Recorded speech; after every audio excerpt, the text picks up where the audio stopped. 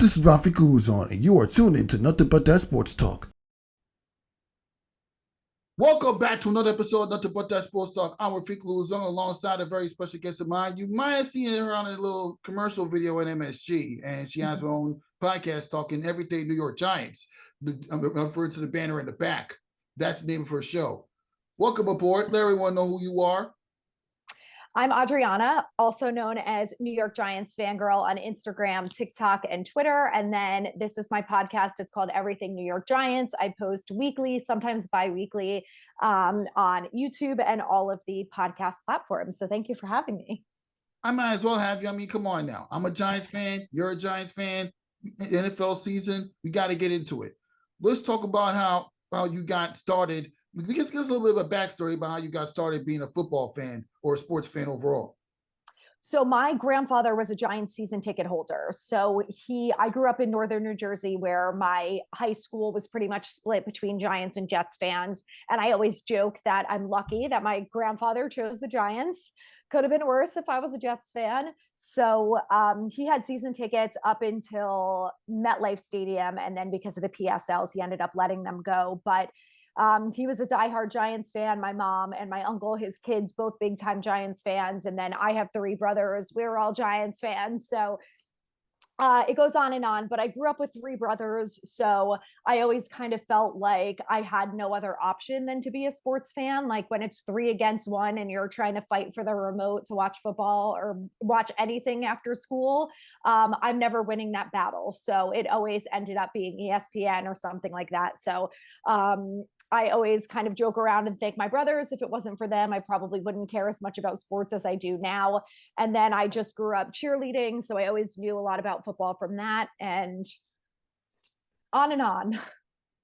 Wow, that's how it is. I mean, yeah, football does run in the family. I mean, I grew up with people that are hardcore. I mean, I have cousins that are hardcore sports fans, which is why I started Nothing But That Sports Talk, literally talking nothing but sports. But I'm talking about it from a different perspective, interviewing people like you, getting your backstory about like how you got started getting into sports, whether you're getting into it as a fan, working at another field, or working in sports media, or whether you were an athlete. You mentioned you're a cheerleader. Like, why don't you talk about that whole cheerleading experience?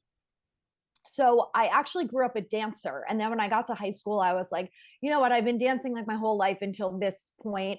At that point, tumbling was starting to become a thing. And I just wanted to try it. I had done gymnastics a little bit as a kid. So I switched over to cheerleading and I loved it immediately. So I cheered for my middle school and my high school teams. You know, at that point, you're cheering for the local football team. And, you know, our high school football team wasn't really the greatest, but it still was fun to be on the sidelines. And you know, we got to do like short little cheers and round off back handsprings and stuff like that. And then we ended up competing a little bit through the high school. And then I joined a competition squad for a little bit of high school. And I'm just one of those people who I'm very competitive. Like if I like something, I'm doing it to the 100th degree. No one is stopping me. And I'm just going to take it as far as I can. So I was like that with cheerleading. You know, I loved it. I did it for as long as I could. I actually looked into cheerleading in college, but I went to the University of South Carolina, and in the South, cheerleading is another breed. So I didn't end up cheering in college as much as I loved it. I actually was glad that it didn't work out that way because you know, I grew up going to MetLife and, you know, Giant Stadium and Yankees games and stuff. And you go to tailgates there and, you know, when you're young, it's like a whole different level of crazy. I went to SEC football tailgates and I was like, damn, this is another level than like NFL sports. I couldn't believe how crazy it was. So I was glad that I got to enjoy the tailgates and enjoy the games as a fan and a person versus, you know, being a cheerleader where you don't really get that experience. I mean, that's how it is when we're on the whole football atmosphere. I mean, the closest football I ever had been around is mainly high school and high school and high school and the build up towards the games, especially during homecoming week, were crazy. And I'm speaking from experience. I mean, I never had a chance to actually attend a Giants game like you, but watching it from the comfort of my home on television, being in Brooklyn, New York, it's going to be very difficult. Like traveling by public transportation to get to MetLife. Like, why don't you talk a little bit about the experience, like game in and game out, getting to MetLife Stadium, or well, before that was Giant Stadium, now MetLife Stadium, through public transportation or by vehicle?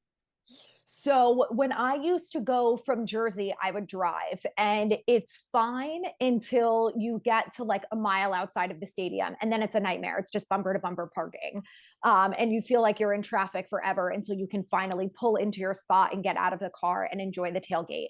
But when I was living in New York, I lived in the city for a little while. I lived in Brooklyn in the Upper East Side. It's a little bit more manageable. Personally, I would prefer, I mean, public transportation is great and it's also terrible. It just depends on the day. But I liked it because I didn't have to worry about sitting in traffic for God knows how long trying to get in and out of the stadium. Like, if the Giants were losing and you were leaving early, you could just get on the train and get out of there without any issues. So I used to, when I lived either in Brooklyn or the Upper East Side, you know, your best bet is to go to um, Penn Station and then get on the train to Sea Caucus. And then they basically have like a train shuttle that runs every 10 to 15 minutes on game day. It's like 3 hours before and up till 2 hours after or something. And it basically just goes from Sea Caucus to MetLife Stadium back and forth. And I think that them putting that in was such a game changer, because if you're living in the city and you happen to have a car, you do not want to have to drive over the GW in order to get to Sea Caucus or through the tunnel or anywhere just to get to that parking lot. It is not worth it. So I think them having that little shuttle train makes a big difference, and it makes life a little bit easier. But now I'm coming from Connecticut, and you know, it's like an hour and 15 minutes or so by car, and it's the same thing. It's usually fine until you get about a mile outside the stadium, and then it's bumper to bumper. So I always try to get there a little bit earlier. I think it's worth it to get a good spot so you can be parked right near the entrance. So when it's time to go, you can hop in the car and get out of there without really having to deal with a bulk of the traffic. Yeah, the public transit is always my best mindset of traveling anyway. But I mean, unless I'm actually covering the game independently and have to carry, and you have to carry like a lot of equipment on your back, then of course you want to have the car access this week, have stuff to put in. But but if you're not doing that, when you're just going for the enjoyment as a fan, of course travel will be there. I mean, granted, I've never been to MetLife Stadium or been within 2 feet of MetLife Stadium, but but after doing my research and see how long it to get there, which whether you're going to by New Transit or the PAD train gets to Caucus Junction, then take it to that special train that gets there. Like when you look at the Secaucus, why don't you tell everybody a little bit about how the Secaucus Junction station is like on your way towards MetLife? It's fun because most people who are there who are Giants fans. So like if you're there at like 11 o'clock on a game day, it's basically everyone decked out in their jerseys, carrying drinks, coolers, snacks, whatever, getting ready to go to the tailgate. So it's I would say if you're a little claustrophobic, it's probably not the place for you. But I think the vibe and the energy is fun and excitement. You know, you're getting ready to go into the game. You all have something in common. So I've always had a good experience. You know, you're talking to people that you probably wouldn't normally talk to on any given day. And, you know, with the way the Giants have been going lately, it's fun to have someone else to commiserate with and, you know, be frustrated and talk about all our ideas on how we could make this team better and what they should be doing and whatever. So it's a good experience. They usually only have, I think it's only one track that they have available. So depending on when you get there, it could be filled with tons of Giants fans, or it could be pretty empty if you get there early enough. So I think it's a smart thing that they did. It makes it a little bit easier. I think it's maybe like $5. So pretty accessible, I think, for most people. So I think it's a good way to get around, and it's a fun way to get to talk to other people who are Giants fans. Exactly, especially when you're leaving halfway through a game when the Giants are getting blown out the way they did early season against the Dallas Cowboys. We'll get to that in a minute. Yeah. I see a lot of fans, even this young lady I interviewed named Tatiana Smallwood, who's the executive producer for ESPN, hardcore Giants fan, or at least she was at the beginning of the season. She predicted the Giants. I made her do her win-loss prediction, which I will make you do when we get to later in the show. Oh boy. Well, it came up to about 12-5 or 13-4 or somewhere around those realms. Mm-hmm. That's what the win-loss we were told to. And we came to. And some of the predictions were kind of right and wrong at the same time. But yeah, you can't even imagine. Oh, I'm like, I can only imagine having to tough it out through the traveling difficulty, especially on a day when you leave halfway through and because you're so frustrated with the way the Giants are playing. Did you have to do that when you were down there? Yeah, I went to the Cowboys game and, I had a great time at the tailgate. We're all optimistic going into this. We know that the Giants don't have a great primetime record, but I think there was a lot of high expectations going into the season. And we felt like, in the offseason, the team did a pretty good job of bringing in as much talent as they could based on the salary cap restrictions. And yeah, I mean, between Waller, Paris Campbell, Isaiah Simmons, Bobby Okereke, like I'm going into this season like we're going to kill it. Like we're probably going to have a hard time still against the Eagles and maybe we'll split with the Cowboys and the Niners are tough, whatever. But I'm feeling like maybe we have a good shot against the Cowboys and maybe we can beat some of these other teams. And the way the first quarter went, I was like, I got to stick it out a little bit longer because it's too early. They can turn it around. Like all they need is a little bit of momentum for them to kind of shift the energy and try to get things back on their side. And I gave it until about halfway through the third quarter. And I forget what happened, but there was a big like disaster of a play in the beginning of the third quarter. And I just was like, I'm done. Like I've had enough. I'm getting poured on. It's cold and rainy. I've got Cowboys fans behind me who won't shut up, who I am 1 second away from punching in the face. Like, I got to get out of here. And I was so glad that I did because, I had at that point, it was like an hour and a half back to my house. You're talking about 10:45 on a Sunday night. I'm like, I can't wait to just get home. It's pouring rain the whole drive. I'm driving home. I'm like, don't they have like inside areas where you can stay inside and watch the game from there when it rains? I did that during halftime. So a lot of us did that as we kind of just crowded in the hallway to get a little bit of a break. But I just felt like at that point, they weren't going to turn it around, that I was like, it's not even worth it. Like, I'm going to get out of here so I can beat the traffic. And so I won't get home at 2:00 in the morning. And I'm glad that I did because obviously they never turned it around at that point. But it was just a brutal drive home. You're like in the car by yourself. I've got a million thoughts running through my head. I'm like, how did all of these things go wrong? Is this going to be an omen of what the season is going to look like? Maybe it's just one bad game, but then Thomas gets injured and I'm like, if Thomas goes down, we're in trouble. It was probably one of the worst drives home that I have had from any game so far. And I went to I don't even remember the last home game, what it was at this point, Seattle. And I'm driving home from that. That was not even as bad. They were down by like literally like 17-3 or somewhere around those realms or somewhere around those realms. And Daniel Jones threw that interception, which led to a pick six to be exact against Seattle Seahawks. But the Giants always struggle against the Seahawks with the one exception in 2020 when they shockingly beat them in Seattle during the Russell Wilson days. Outside of that, the Seattle Seahawks own the Giants. Let's be honest. Yeah, and another game that I had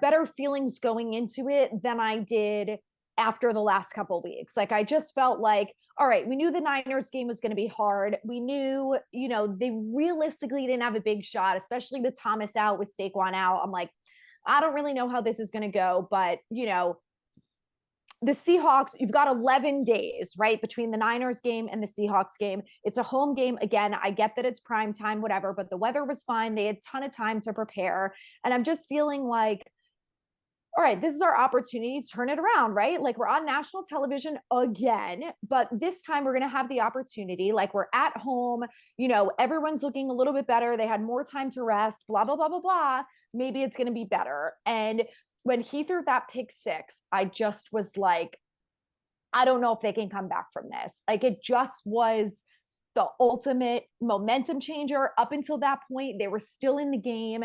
And it just felt like when that happened, it was just like, it's all downhill from here. There's no way that they can turn this around at this point. Yeah, that's how it is when you watch these giant blowouts. They're just so tough to watch when they're bad. But the fact that Saquon Barkley's not out there, like Stephen A. Smith said, Saquon Barkley, all they really have for the running game in the offense is Saquon Barkley and a bag of chips, as Stephen A. always said. when you hear Stephen A. that, Smith's Cowboys rants have been the only thing that have made my Mondays better. They're my favorite. matter of fact, exactly. Matter of fact, while we're on the subject talking about the Cowboys, like, why don't you talk a little bit about how the hatred towards Cowboy fans started to develop from the minute you started being a football fan? Oh my God. That and the Eagles. It was like, you're a Giants fan. That's number one. But number two is you hate the Cowboys and you hate the Eagles. And that's like all you need to know about being a Giants fan in general. And it's funny now because I feel like, and I didn't realize this, that I guess the Niners and the Cowboys really have some big beef now. But I think it's funny because I'm like, oh, now everyone else is getting on the hate the Cowboys train. Like, this is what I want to see. And Stephen A. Smith leading the charge is my favorite thing. But, you know, I deal with a lot of annoying Cowboys and Eagles fans. And my biggest beef with Cowboys fans is that they are just straight up delusional. Every year they're going to the Super Bowl. Every year. Doesn't matter who their quarterback is, doesn't matter about anything else. Next year, right?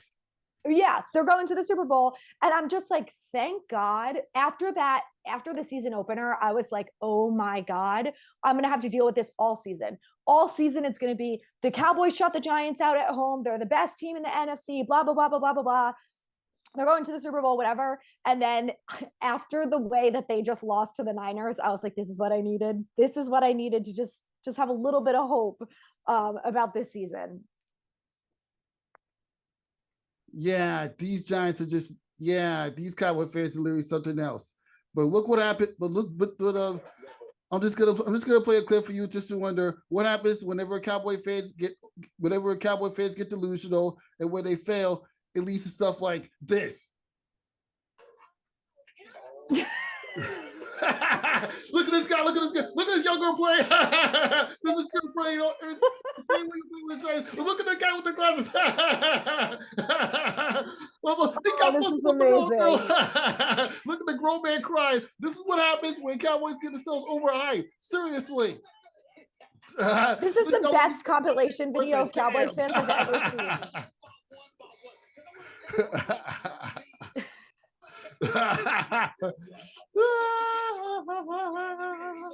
The pain. How hilarious was this video when you first saw this? Oh my God, it's incredible. It's easily the best Cowboys reaction compilation video I've ever seen. Like, it doesn't get better than this. It's so good. I love it. Listen, as far as I'm concerned, they deserve it. When you saw, when I interviewed Tatiana Smallwood about that video package that was put together, I mean, she talked about how much she enjoyed watching those Cowboy fans, as sad as they were, after they lost to the 49ers in the playoffs that year, because a certain quarterback should not have done that little snap. He doesn't know how to run a late second offense. You couldn't even get the ball off before making a play. You know what? I'm not even going to get to that play. It's just too much to describe. But you saw that play. You saw how the Cowboys lost to the 49ers that year. I don't need to say it. Yeah. It was beautiful. I'm like, listen, I know I don't know enough about football and the NFL. Like, I'm never going to be a coach. I'm never going to be out here claiming that I'm an expert. But I just want to know what they were thinking putting Zeke Elliott in as a center. Like, that was the best plan that you could come up with. Like, anyone, if you conversed with anyone and said, this is what I'm going to do, I think that they would all say that that's a recipe for disaster. Like, what are you possibly thinking with that decision? Yeah, typical delusional Cowboy fans. But on another note, what are some of your favorite New York Giants memories, whether it's the playoffs or regular season, growing up? So I have a lot. Some of them are not super specific. So, you know, my grandpa used to always go to the games, and I grew up in, like, you know, a very Italian family. So when my grandpa would go to the games, whether he would go or, you know, if it was a away game or not, we always had Sunday pasta at my Nana's house. So, you know, if it was a 1 o'clock game, we'd all be there at 4 o'clock, 5 o'clock, and we'd all sit down to dinner and talk about the game. And, you know, I remember him and my uncle just always, you know, talking about the good plays and the bad plays, and, you know, what they can do to improve next week and this and that. So I have a lot of great memories of that. But one of my favorite ones is the Super Bowl 42. I can't I forget. was, I talk about that all the time. Yeah, it's so yeah. good. Hold on, I'm going to stop you for a minute. Super Bowl 42, that phenomenal catch, phenomenal for you know what I mean. He made to David Tyree, hold it with his helmet, and then follow it up with a touchdown pass to Plaxico Burress. You can't forget that. It doesn't get better than that, and especially the fact that the Giants were 9-7, they're going against an 18-0 team. There's all this talk that Eli's not a great quarterback and blah blah blah blah blah, and they have no shot against this team, whatever. That I think as Giants fans, we kind of feel that a lot, right? Like this team has not been super dominant since probably the 80s. Like even those Super Bowl teams, I think 46 was probably better than 42. But you're going into it being like, I guess, happy that they made it this far, right? But you don't really have the expectation that they're going to win the Super Bowl. Like the Pats were the ultimate team that year. They're undefeated. So my parents, so I was a senior in high school at the time, and I grew up with a lot of close friends, and one of our close friends, parents were having a Super Bowl party, and it was all the kids. There was a lot of kids my age, my siblings, and all the parents are hanging the Super Bowl. And when it came down to that drive, I, remember that it was after the catch, I just, there's like a bunch of parents, they're all sitting on the couch, the kids are behind, we're like kind of watching, we're like paying attention, but we're also just like, no way. And when he made that catch, the room erupted, and there were probably like maybe 30 of us, and this deafening scream, adults, like I always joke that I don't think I've ever seen like any of my parents or my friends' parents. Like I don't think that I've seen any of them be that excited over anything. Like the way that they all just jumped up, screamed, high five, like the kids are jumping on the furniture. We're like, it's live, like we can't believe that this is happening. And then from that to the Plaxico touchdown, we were just like, this is unbelievable. And then it was like silence until the clock wound down, because we're like, this team, if you've been watching Giants football, the game is not over until the clock runs out. I don't care what the score is. The Giants have lost games in the last second too many times to count. You got to wait it out. But when they won that, it was like unlike anything I've ever seen. It was amazing. Yeah, and was even just as incredible was the way they worked towards a Super Bowl run. They steamrolled the Tampa Bay Buccaneers. So R.J. McQuarters picked off Tony Romo for the Dallas Cowboys in the end zone. I know you were excited about that as much as you hate the Dallas Cowboys. Always. The overtime win against the Green Bay Packers during Brett Favre's final year there before he got traded to the New York Jets. The Giants have a lot of really good games to look back on. There's the Super Bowl moments you talk about. But when David Tyree made that catch, I was praying to God that he doesn't drop that ball. The 16-year-old Rafik was praying that he does not drop that ball. I was a junior at the time. Yeah. That, and then, a couple of years later, the Manningham sideline catch, just like, and then Brandon Jacobs scored a touchdown while laying on his back when it was supposed to be a field goal. I never forget that moment, man. Yeah, we've had some good memories as Giants fans. I know it's hard to, think about that, because when you look at this team, it feels like we're so far off from that. But at least we have 4 Super Bowls. So the Vikings in the first round last year. Don't forget that. Yes, I know. And the people, I don't know if you want to talk about Daniel Jones at all, but the people who are so like anti-Daniel Jones are like, he's done nothing for us. And I'm like, you can bitch and moan about him all you want, but yeah, you did talk about that. Yeah, you did talk about the. I watched the episode where you were recapping the loss to the Miami Dolphins. You talked about everybody shaming on Daniel Jones, saying that people need to stop it.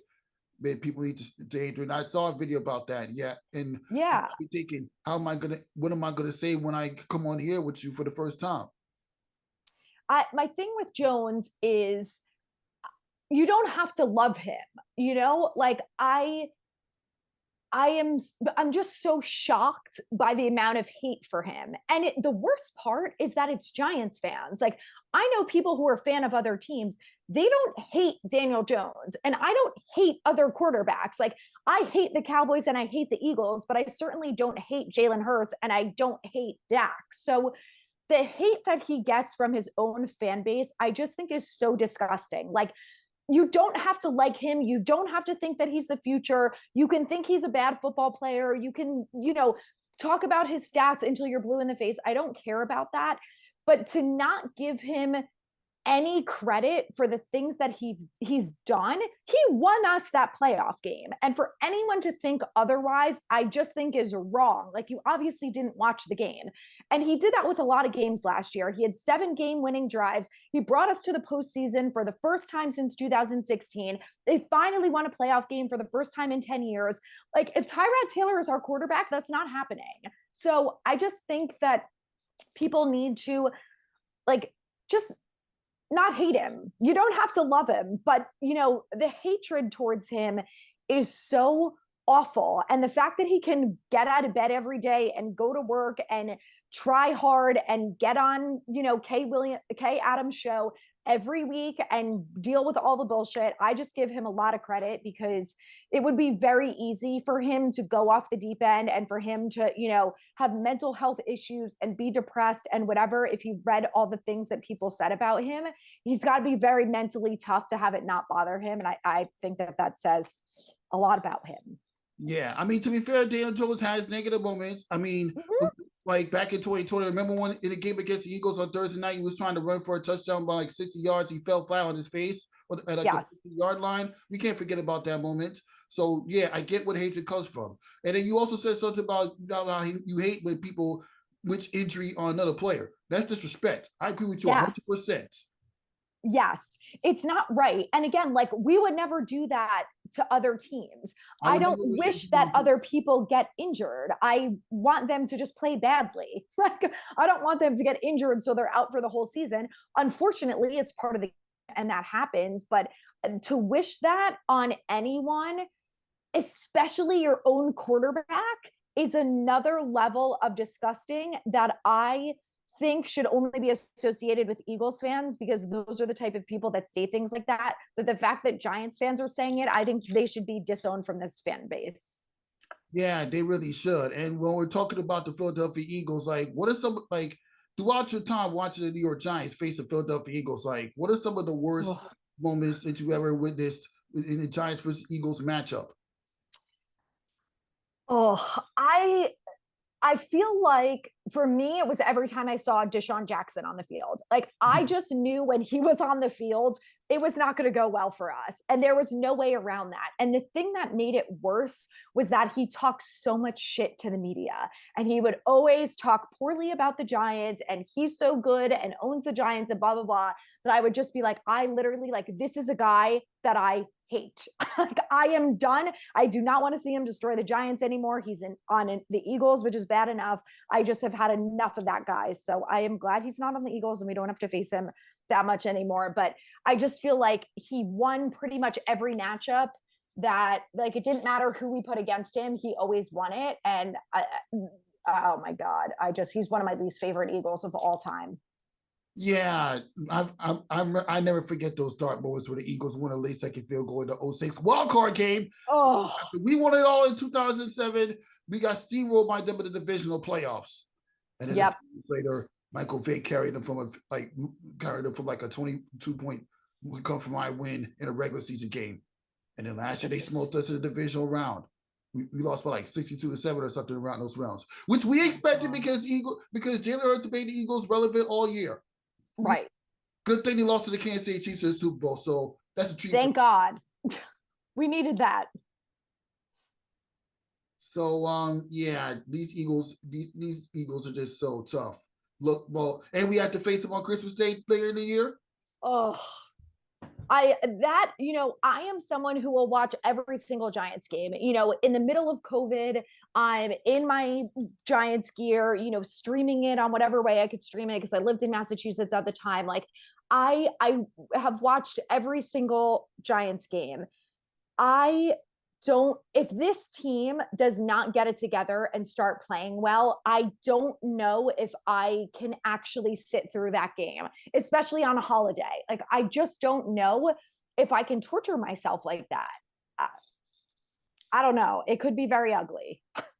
Yeah, it could be ugly indeed. And while we're on the subject of talking about the New York Giants, like in starting your own podcast and all the amazing interviews that you had Mike Greenberg, you had Brandon London, who was part of the Super Bowl champions. Like, Yeah. talk about all the experience with getting all those interviews that you pull off ever since you started hosting this podcast. They've been awesome. It's, whenever someone says yes, I'm like, wow, really? Like, yeah, sure. So it's been a really good experience. I don't really have experience interviewing people and stuff like that. So I went into these interviews really prepared. I did a ton of research, and I everyone that I talked to was very conversational and friendly, and willing to kind of give good answers instead of just kind of saying like yes or no or blowing it off or whatever. And one interview that I really enjoyed was with the Giants offensive line coach Bobby Johnson. And this offseason, of course, there was a lot of talk about the O-line, and I was really excited to talk to him. He gave some really great answers, and I think gave myself and a lot of other fans confidence going into this season that the line was going to be better. So obviously it's been disappointing to see how things have gone, but he was great to talk to. Mike Greenberg was wonderful. I made a joke with him that like I He's normally a wouldn't Jets fan. interview. He's a Jets fan. Yes. And that's what I said. Like, this is a Giants podcast, but I will make an exception because you're Mike Greenberg. So he was great. Obviously both of us were going into this season, him with Aaron Rodgers, us with Daniel Jones with the contract and everything, going in with a lot of optimism. And unfortunately, for both of us by week 2, we're like, oh my God, our seasons, what happened? Yeah, it's just tough to it was just tough. But the fact that you're able to pull off these phenomenal interviews with Brendan London, who's doing great things for the New York Post and SNY, pulling off all these interviews. Hopefully next time you come on the show, you can invite him to come on, because I would like to talk to him about that. Yeah. Now that you got the contact info from the guy. But yeah, it's besides the point. Like, let's just say you do the great job of building your platform from the ground up and getting engagement, and actually led to you getting a TV spot at MSG Network. Talk about that experience. Yeah. That they DM'd me, and I was, I've gotten some of these DMs before, and sometimes you don't know if they're real or if they're fake. And I looked it up, and it was their real account, and I gave her my email address, and she sent me an email, and I was like, oh my God, this is really happening. So they basically reached out to me and said, we have this campaign that we do every year, and it is called the Expressions of Fandom, and we select a fan from different fan bases and basically just want to get to know you and talk about your experience being a fan. So I got on a call with them. They liked hearing about my background, how I became a fan, and how I started the podcast and all that kind of stuff. So they came with me to training camp one day, and kind of like went through a day in the life, if you will. And then I sent them whatever clips they needed from my podcast and stuff, and they went ahead and edited it, and they were like, this is it, it's going to run on MSG the whole season. So I couldn't believe it. I was like so excited, and I still am. Every time I see it, I'm like, I cannot believe like that's me on TV. It's crazy.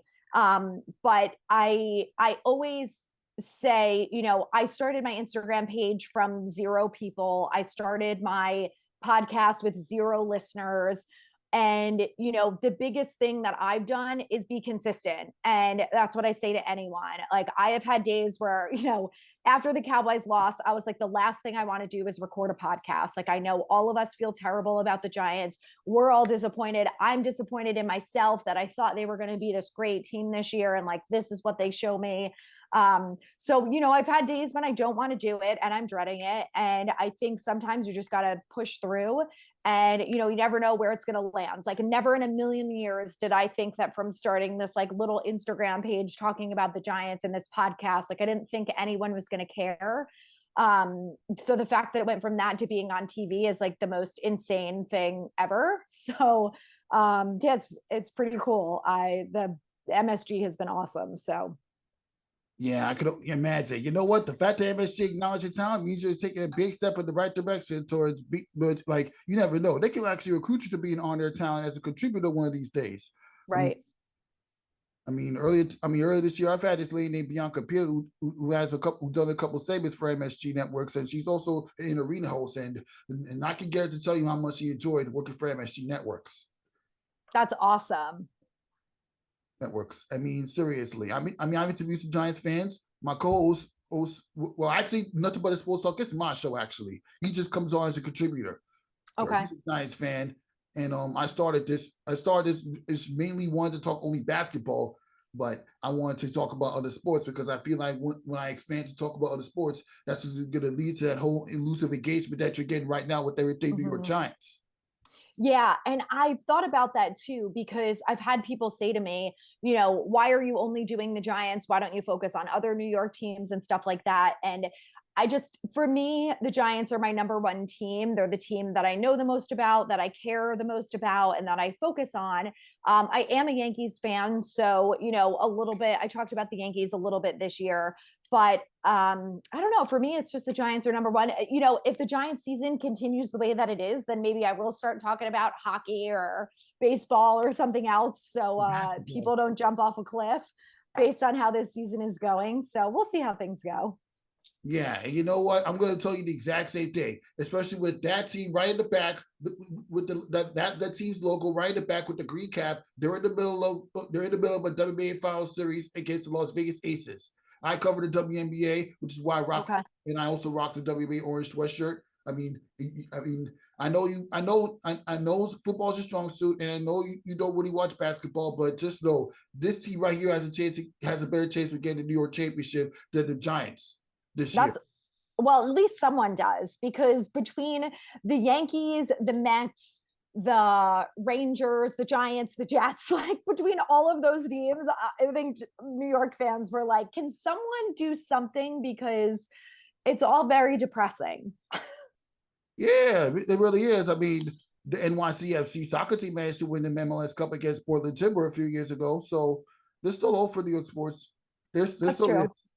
They'll get there at some that point. Team in the back is relevant. I'm talking about the New York Liberty, by the way. You're going to see a championship sooner rather than later. Good. I like that. I'll have someone to root for that actually wins. Yeah, you should get to talk about basketball, but that's a conversation we get off the air. Now, let's get a little your win-loss predictions. The Giants are, obviously the Giants are now 1-4. Yeah.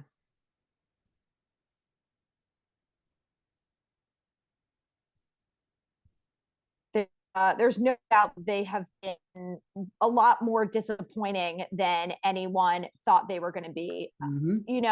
I do a Q&A every Tuesday, and I think the most asked question I got today was, how do they turn it around and how do they actually start winning games? Like, do they have a shot at making the playoff? And I'm not going to be one of those people who, says like they have no shot, whatever. I'll say never. But, if they were playing well in competitive games and they were losing by, they were losing a 1-score game, or they were by a last minute field goal, stuff like that, I would feel more confident that they could turn it around. But I just, at this point, we had a couple I don't know. We had a couple for my win against the Arizona Cardinals, so at least there's that. We're not winless, thank God. Right. We're better. Let's see how good they're going to be. Started with 6 against the Buffalo Bills. Is that a win or a loss? That's a loss.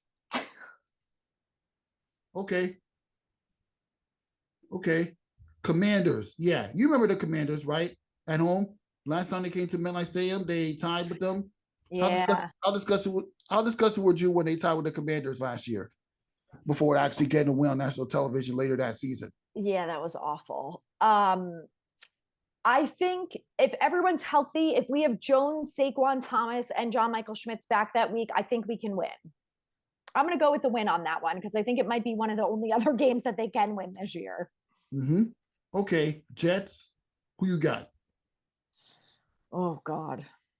I want to be optimistic here and say the Giants, but that's a game that I feel like could end up in a tie. I might have to go Jets. Until the Giants prove to me otherwise, that they have a way better defense than we do.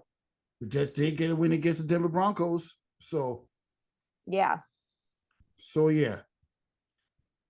On the road against against Las Vegas Raiders. Yeah, look at that. How about that? Yeah, like a couple weeks after the Aces and Liberties finished their WB Finals matchup, we get more New York versus Las Vegas is action on the road. I think because the Giants are coming off a bye, I think they can win that game. The Giants bye week is until week 13. Oh, it's not going to be that's before the bye. Yeah, the Giants don't have a bye until week 13. Oh God, we're in trouble.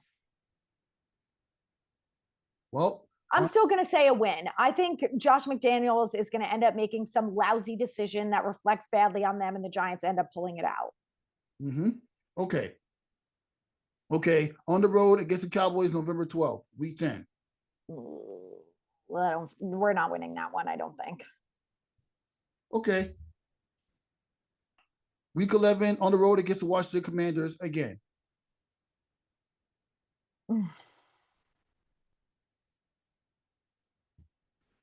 I'll say yes, only because we won there last year. Okay. Week 12 at home against New England Patriots. I think we can win that. That shouldn't be a problem. Okay, week 13, bye. Week 14. At home against Jordan Love's Green Bay Packers on Monday Night Football. I think we can win that too. Okay. Okay, week 15. Week 15 on the road against New Orleans Saints.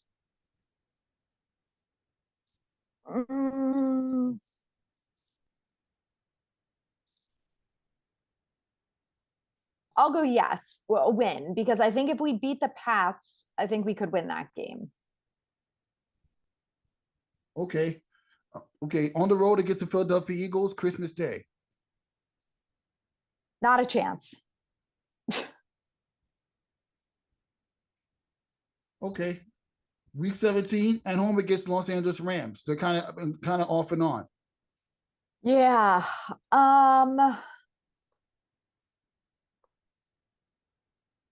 That I feel like could go either way. I think if the Giants are playing well, I'd pick the Giants. I just don't know if they're actually going to play well at that point, which is the Rams did blow out the New York Giants the last few appearances at MetLife Stadium. Let's not forget that. I feel like they're not as good of a team now, though, as they were in the past. So is that a win or a loss?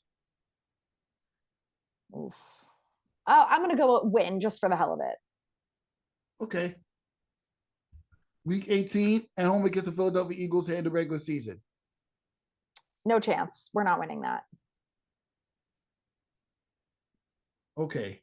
Just to give an update stance, let's see.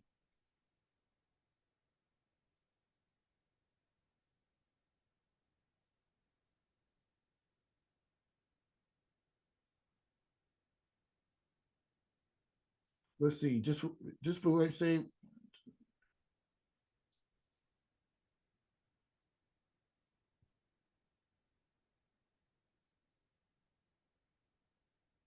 Yeah, that puts your win-loss prediction at about 8 and 9. Wow. Okay. I might have been a little too overly optimistic, but yeah, because you got the one win, and when you add the wins you did get, that would you picked 7 victories.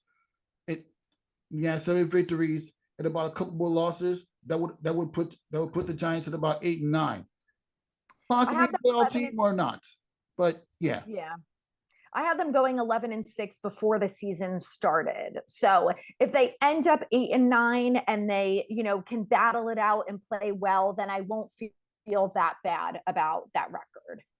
If they make the playoffs, that's the case, feel that bad about that record. They're not going to be if they're 8 and 9, though, I don't think they're going to be a playoff team. I think Seattle's going to end up with more wins. I think the Cowboys are going to end up with more wins. I guess it depends on the Packers.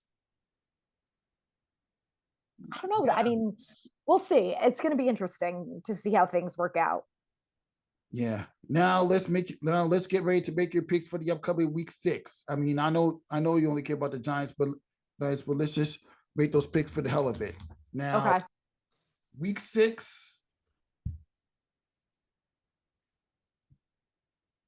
Who you got winning between the Denver Broncos on the road against the Kansas City Chiefs? Chiefs. Okay. Listen, I'd love the Broncos to pull up an upset, but I don't see it. Not against the Chiefs. Baltimore Ravens on the road against the Tennessee Titans. Ravens. Okay.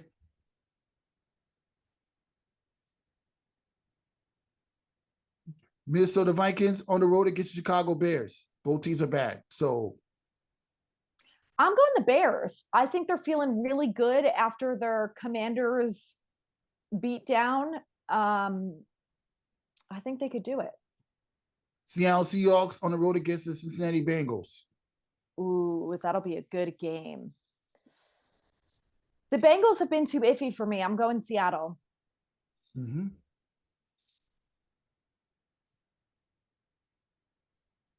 Okay. San Francisco 49ers on the road against the Cleveland Browns. Niners.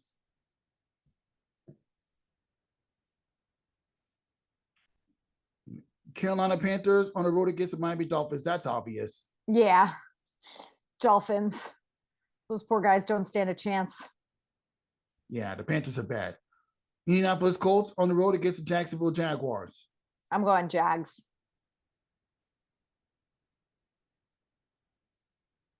Houston Texans at home against the New Orleans Saints. Ooh, I'm going to go the Texans. I feel like CJ Stroud has been looking well. Yeah, he'll be good to go. Yeah. And then there's a rematch of the Patriots and Raiders from last year. Remember that mediocre play? I don't need to talk about it. Oh yeah. The dumb lateral play that cost him the game. Yep. What's All gonna right. So do I Raiders? Could it be a revenge game? It could also be like a Jimmy G revenge game. I got no faith in the Pats. I'm going the Raiders. Okay. And it's not okay. At the very least, we know it's not going to end the way it did last year when the Patriots were actually decent. Yeah, I know. I thought they would at least be 500 this year, but I don't know. It's not looking so good for them. Los Angeles Rams at home against the Arizona Cardinals. I'll go the Rams because they're going to have no run game without James Conner. Okay, now we get to the Philadelphia Eagles on the road at MetLife Stadium, except it's against the New York Jets. Ooh, I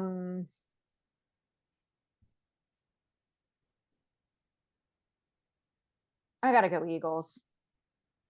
I think their defense will probably destroy Zach Wilson. Gotta go Eagles. Let's see. Detroit Lions on the road against Tampa Bay Bucks. I'm going Lions. I got a lot of faith in them this year. They're going to win the North. They're a good team. You already made your predictions over the Bills and the Giants, so we'll just leave it at that. Then on Monday Night Football, the Dallas Cowboys on the road against Los Angeles Chargers. I'm taking the Chargers here.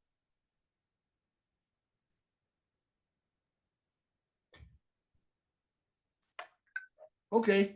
And I'll get back to you to see how well your win-loss prediction goes after week 6. Because awesome. Yeah, I do that with fans all the time, fans and media talents all the time. So yeah, this is a little something that I do just to test your football knowledge. All right, let's see how I do. I hope I win some of those matches. Yeah. Now, what does the Giants have to do in order to bounce back to get a win against the Buffalo Bills just to prove yourself wrong? Outside of the health thing, which they don't really have control of, they have control over the execution. And what I want to see from the offense is, obviously the offensive line needs to play better. Like, I don't know how many times we can beat that into their head, but outside of that, Jalen Hyatt needs to be involved in the offense. I don't care how they use him. He needs to be used. Like, he doesn't always have to be a post route or, the deep ball. Throw him a little 5-yard slant and see if he can take off. So I want to see him involved. He needs to get more targets. That's number one. The defense has to be better about stopping the run. And my biggest problem with some of the defensive players is the missed tackles and trying to strip the ball. Just tackle. Like, Xavier McKinney needs to stop trying to strip the ball every time. He's just got to tackle people. So I think that's the biggest thing that's going to be the most important for the defense, is for them to just make tackles. They're probably the team that leads the league in missed tackles. And like, it's week 6, you got to stop doing that. Enough is enough. Exactly. And then they got to put some on ball pressure on Josh Allen, because when he's not turning the ball over 4 times, he can really carry the Buffalo Bills offense. Is like it's no tomorrow. I mean, you saw the Jacksonville Jaguars shut down London, right? That's what the Giants need to do in order to get this victory. And if Saquon Barkley is playing this week, if Daniel Jones is playing, that combo offense, when some passing and passing rushing, has to come in fruition, especially when it's on a spread out, especially when it's on a spread out or when they run the slant. Daniel Jones has to do a better job of making smart plays when he's throwing the ball, because because the more interceptions you throw, the worse off they're going to be. Yeah, agreed. I don't think we're going to see Jones on Sunday. I think we're going to end up seeing Tyrod, but whoever it is needs to make smart decisions, and they need to get the ball in Hyatt's hands. Exactly. Now, earlier in the conversation, you mentioned you attended South Carolina. Like, want to talk about like the experience of being able to attend South Carolina, despite the fact that you continue living in the New York tri-state area?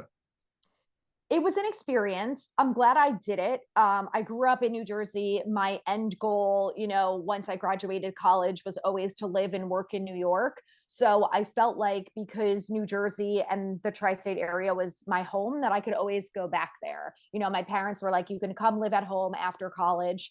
So I wanted to do something different. So I went to look at a couple schools in the South, and I ended up loving the University of South Carolina. So that's where I ended up going. And it was really fun to do something different. Like, everything about it was different. I grew up in a really small town where my high school graduating class was less than 250 people. So I go from this, little town to a huge college that has like 20,000 people and people from all over. And got to do, like, I went skeet shooting, which I had never done in my life. I got to have all these cool experiences that I probably wouldn't have had otherwise. I went abroad, which was amazing. So it was really fun. I'm glad I got to do it. And I think for 4 years, if you're going to go to college, if you can afford to try something different and go outside your comfort zone, and that's the best way to learn and grow and mature. Exactly. And exactly. Going to college makes me the man that I am today, being able to continue working even when the downtimes. Sounds like, what you study when you went to school? Sorry? What you study when you went to school? Oh, I did public relations. So you're trying to like being a PR person for any particular business? Well, I wanted to be. So the reason, when I was in college, I didn't really know what I wanted to do. I just was like, I don't know, I want to live in New York and like make enough money to live in New York. Like, I didn't think that far ahead. And I think that a lot of kids, I mean, you're 18 years old, you're a kid, you don't know what you want to do for the rest of your life. So I ended up doing journalism, and I did public relations because I just felt like, I would have a good chance of getting a job in New York. And, I was a good writer and felt like that was kind of the thing that made the most sense at the time. Like, I knew I was never going to be a math or a science person. It's not who I am. So I just kind of went that route, thinking I could go into marketing or something like that.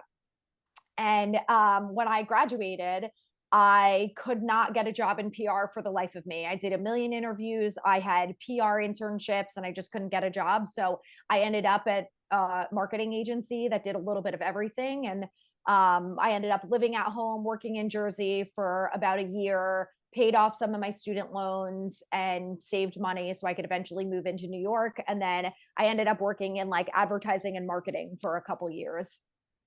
Wow. So I think at the very least you managed to get something done during your time. Yeah. Yeah. Thank God I had to pay those loans off somehow. Exactly. And do you see and like, where do you see yourself going with this career and this podcast in the near future? So my goals are definitely to grow the podcast. Like, I know there's a lot of Giants fans out there, and I just want to get it into their ears. So I would like would like to grow it. I'd like to continue to have on more guests, getting experts on, someone like, a Bobby Johnson or a Mike Greenberg, Brandon London, like the guys that really have the experience playing football, being in the building, being in the Giants facility. Like they really know what's going on there. So those are the people that I want to have on, because I think it's so important, for a lot of fans to really like understand and learn how the team works and the behind the scenes and stuff like that. So I want to continue to do that. And then I don't know. That's kind of my biggest thing is I want to focus on the podcast and my YouTube channel and grow that and just kind of continue to connect with other Giants fans. I know, I think the thing that I love most about my Instagram page is that I can talk to so many other fans. So we're all watching the same thing on TV and we're like, why are they doing this? Why aren't they doing this? Like, how do you feel about this? This is what I feel. So I've been able to connect with a lot of fans, and we're all going through it together, which I think is a good reminder that, even if we're all sitting at home watching the game, we're all having the same questions and emotions and things like that. Exactly. And hopefully all that comes to fruition. I hope the Giants can actually turn things around. Now Yeah.